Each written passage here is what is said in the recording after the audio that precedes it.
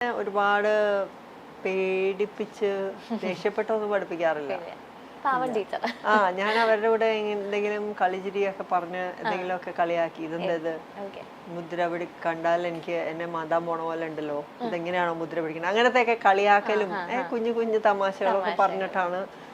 അപ്പൊ പിള്ളേര് കുറച്ച് അറ്റൻറ്റീവായിട്ട് നിൽക്കും. പേടിയില്ലെങ്കിൽ, എനിക്ക് പേടിപ്പിച്ച് പഠിപ്പിക്കാൻ ആക്ച്വലി അറിയില്ല.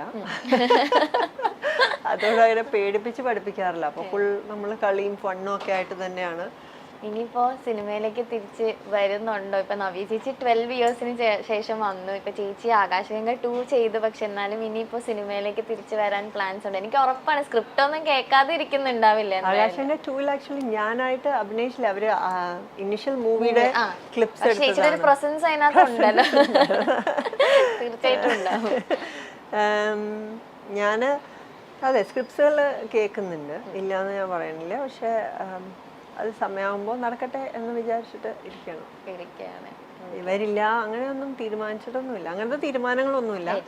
പക്ഷെ ഒരുപാട് കാര്യങ്ങൾ ലൈനപ്പായി വരണം ഞാൻ അവിടെ നിന്ന് എത്തണമെങ്കിൽ. അതുകൊണ്ട് അതുപോലേക്ക് ഇപ്പൊ US-ലാണെന്നുള്ളതൊരു റീസൺ ആണോ ഇപ്പൊ ഇങ്ങോട്ട് വരാൻ പറ്റാത്തതിന്റെ?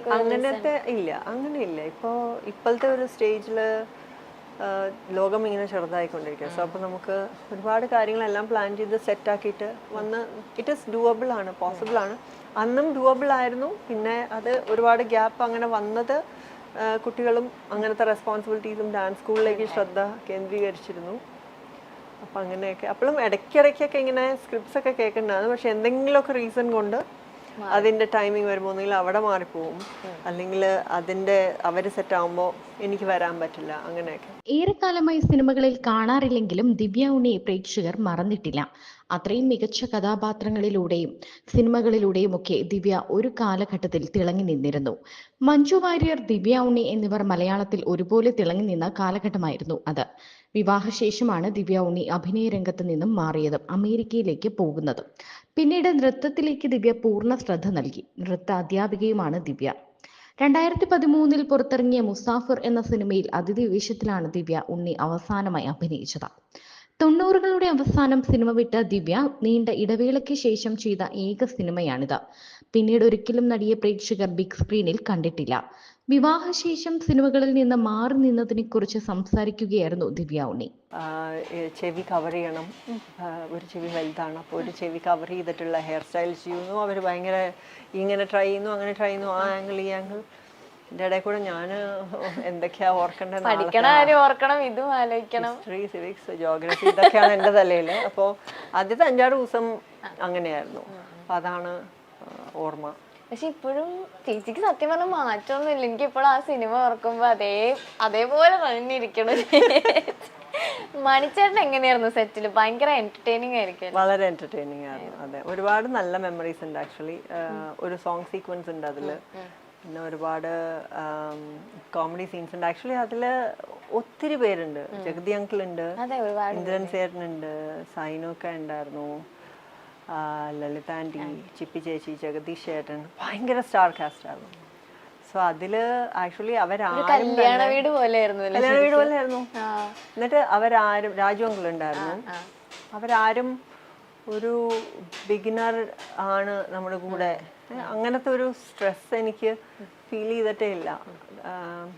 ഇപ്പം എന്തെങ്കിലും ഡയലോഗ്, ദിലീപേട്ടനാണെങ്കിലും എന്തെങ്കിലും ഡയലോഗിൻ്റെ പ്രാക്ടീസോ റിഹേഴ്സലോ, പിന്നെ ആദ്യത്തെ സിനിമയല്ലേ, അപ്പം നമ്മൾ ഹെവി ആയിട്ടുള്ള, അതായത് ഇപ്പോൾ കരയണ സീനും അങ്ങനത്തെയൊക്കെ സീക്വൻസ് വരുമ്പോഴും നമ്മൾ പരിചയമായി വരുന്നല്ലേ ഉള്ളൂ. അമേരിക്കയിലേക്ക് പോയ ശേഷം 1.5 വർഷത്തോളം സീരിയൽ ചെയ്തിരുന്നു. മാസത്തിൽ 10 ദിവസം ഷൂട്ട്, പിന്നെ 2 സിനിമകൾ തീർത്തു കൊടുക്കാനും ഉണ്ടായിരുന്നു.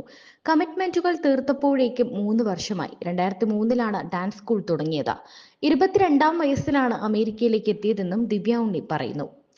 മികച്ച അവസരങ്ങൾ ലഭിക്കെ കരിയർ വിടാൻ എങ്ങനെ ധൈര്യമെന്നു എന്ന ചോദ്യം നേരിടാറുണ്ട്. എന്നാൽ 10ാം ക്ലാസ്സിൽ പഠിക്കുന്ന കുട്ടിക്ക് സ്കൂൾ ഉപേക്ഷിച്ച് സിനിമയിലേക്ക് വരാൻ എങ്ങനെ ചങ്കൂറ്റമുണ്ടായെന്ന് ആരും ഇതുവരെ ചോദിച്ചിട്ടില്ലെന്നും ദിവ്യ ഉണ്ണി ചിരിയോടെ പറയുന്നു.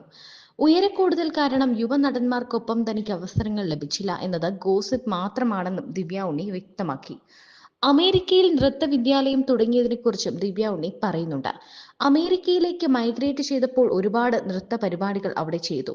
ഹൂസ്റ്റൺ ഇന്ത്യക്കാർ കൂടുതലുള്ള സ്ഥലമാണ്. എന്തുകൊണ്ട് അവിടെ ഡാൻസ് സ്കൂൾ തുടങ്ങിക്കൂടാ? കേരളത്തിൽ നിന്നുള്ള കേരളത്തിൽ നിന്നുള്ള പ്രസൻസ് ഇപ്പോൾ ഇവിടെയില്ല. പിന്തുണയുണ്ടാകുമെന്ന് അവർ എന്നോട് പറഞ്ഞു. ഇപ്പോഴും ആ പിന്തുണയുണ്ടെന്നും ദിവ്യ പറയുന്നു. സിനിമ താൻ ഉപേക്ഷിച്ചതല്ല എന്നും ദിവ്യ ഉണ്ണി പറയുന്നുണ്ട്. ഒരുപാട് കഥകൾ കേൾക്കുന്നുണ്ട്.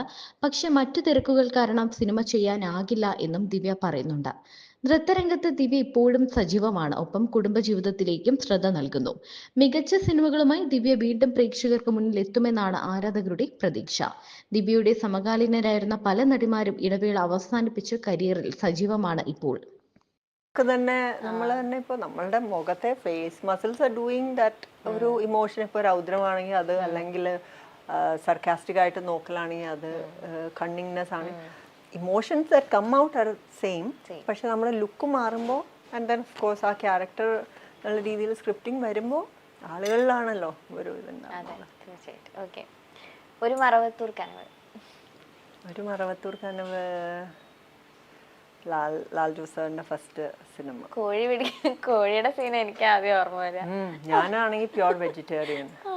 എന്നിട്ട് ഞാൻ വിളമ്പി കൊടുക്കലൊക്കെ ഉണ്ട്. ചിക്കൻ കറിയൊക്കെ വിളമ്പി കൊടുക്കണ സീനൊക്കെ ഉണ്ട്.